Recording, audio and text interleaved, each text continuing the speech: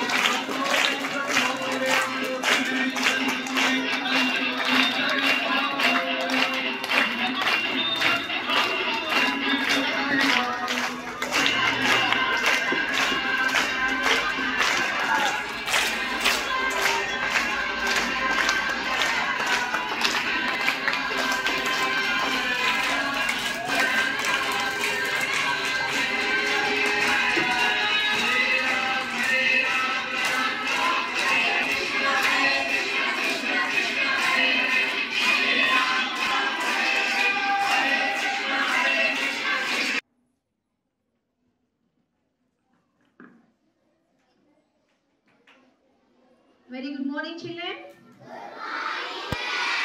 How are you all? You are so energetic, isn't it? Yes or no? Why? Why? Your favorite festival, I think this is a very favorite festival for all the children.